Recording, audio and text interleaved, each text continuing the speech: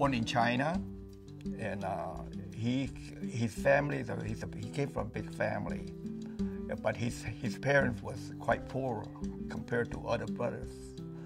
So at the age of around 15, his uncle brought him over from China to U.S.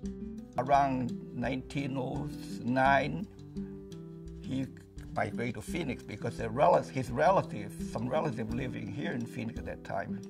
So that's why he came here and settled here. He went back to China around 1915 to get married.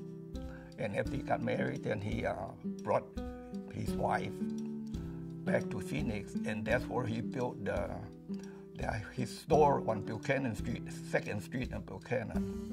He bought all that lot around behind the store, but the warehouse business property, he bought it later, and that's what he built. The property my dad bought, he was being not a citizen, he had to use my brother's name to buy it. And my brother at that time was just a youngster. He built a warehouse purely for investment purpose, because there's no way that he could operate anything in such a big structure. And but he just built it to rent it out, and I believe a produce house rented in the beginning. And around 1938, Smart and Final from California decided to open up in Arizona. So my dad made arrangement for them to lease that warehouse as their Arizona headquarters. Chinatown used to be where the American West Arena right now. That's the old Chinatown. And that's not too far from our store. So we used to walk back and forth crossing the track to the Chinatown. And Spartan Final was good for them because when he built the warehouse, he made sure that a railroad track would come right by the warehouse. As you can notice, the track was right next to the building there, so they could unload and load out right there. Not too many warehouses had that available at that time. After Martin Final left, and he sold another produce house, and then he sold it around late 50, I believe. Sold it to Maricopa Packing Company. My dad was very involved in the community because he was the first Chinese who owned an automobile, a Nash. This is a picture taken when my father, right here, he was one of the original 8 Chinese who organized the Arizona Chinese Chamber of Commerce.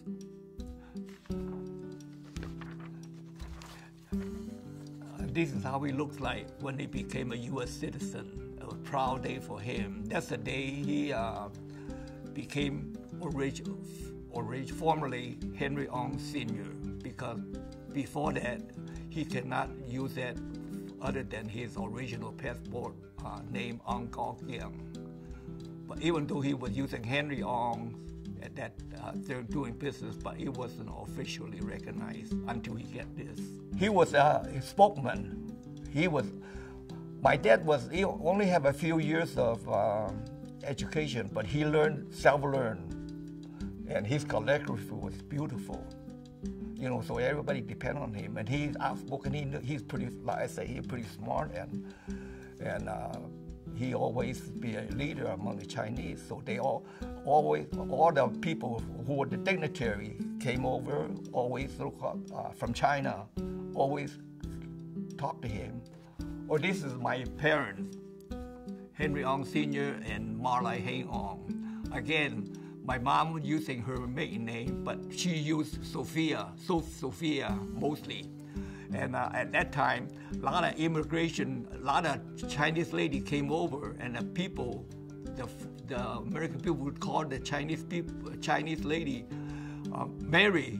Everyone is Mary. So my mom said, no, I'm not Mary. My name is Sophia, because she got a name from the Mexican area where we live. So she is very adamant about not being known as Mary like the rest of the Chinese people. Between the two of them, they had set up a wonderful family. We're quite proud of that. I feel very honored to have that building listed as historical society because, like at that time, not too many Chinese have rental property, have built any building to rent out and to make an investment.